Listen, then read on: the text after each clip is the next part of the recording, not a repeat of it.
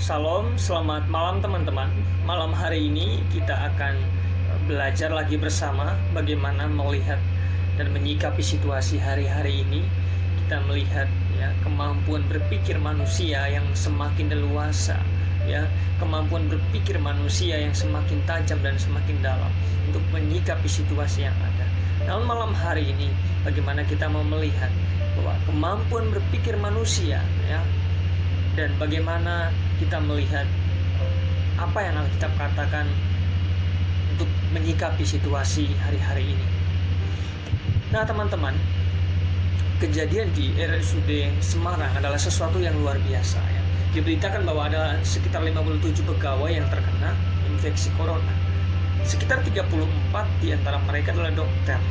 Tentu hal ini sangat menyedihkan. Ganjar Pranowo, dia adalah Gubernur Jawa Tengah mengatakan sedihnya lagi bahwa mereka terkena virus COVID-19 dari pasien yang tidak jujur. Bahkan Dr. Tirta, relawan BNPB, meminta seluruh masyarakat untuk jujur di tengah pandemi COVID ini. Tentu kejujuran itu paling penting sebab paling berbahaya dari COVID-19 adalah orang tanpa gejala atau OTG. Mereka yang tidak memiliki gejala apapun tetapi ternyata terinfeksi. Nah, orang-orang semacam ini harus jujur saat pemeriksaan medis. Dr. Tirta sekali lagi menegaskan bahwa ketidakjujuran itu akan merusak sistem yang telah dibangun. Saudara, karunia paling ajaib bagi manusia adalah kemampuan kita di dalam berpikir. Dengan pikirannya kita bisa memperhitungkan, merencanakan, mengembangkan moral, berelasi, mencintai, menikmati, dan lain-lain. Alkitab mengatakan bahwa kemampuan berpikir itu harus didasarkan pada suatu hal yang penting. Ketika kita membuka di dalam kitab Amsal 9 ayat 10, di sana dikatakan, permulaan hikmat adalah takut akan Tuhan, dan mengenal yang Maha Kudus adalah pengertian. Kemampuan berpikir kita, betapapun hebatnya, kalau tidak dilandaskan pada roh takut akan Tuhan, maka akan sangat berbahaya. Seperti yang terjadi di rumah sakit Karyadi, terjadi di rumah sakit Karyadi. Bagaimana kita melihat bahwa ada satu pemikiran yang mementingkan diri sendiri, mendorong dusta, dan akhirnya memporak-porandakan sebuah sistem rumah sakit yang sangat dibutuhkan oleh dunia pada saat ini. Ketika kita feedback ke belakang, melihat pada abad ke-18, manusia mulai menemukan dahsyatnya daya berpikir manusia, rasionalisme berkembang, yaitu di mana suatu pendapat bahwa kebenaran bukan berdasarkan panca indera, melainkan intelektual yang berasal dari akal.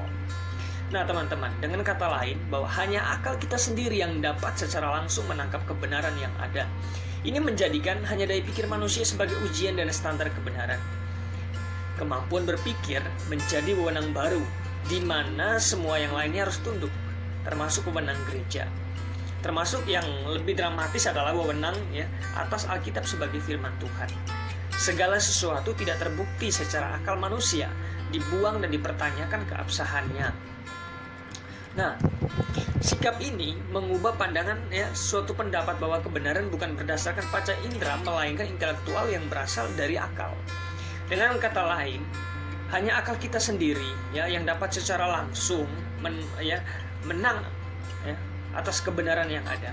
Ini menjadikan hanya daya pikir manusia sebagai ujian dan standar kebenaran. Nah, teman-teman, sesuatu fakta penting adalah bahwa kekuatan akal kita sudah terpengaruh oleh dosa.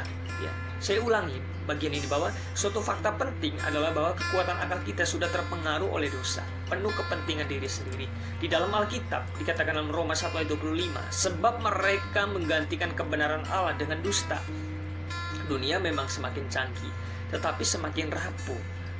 Penuh kepentingan diri, dusta, kepalsuan, hoax, fake news, penyesatan semakin digemari dan semakin digunakan untuk kepentingan pribadi.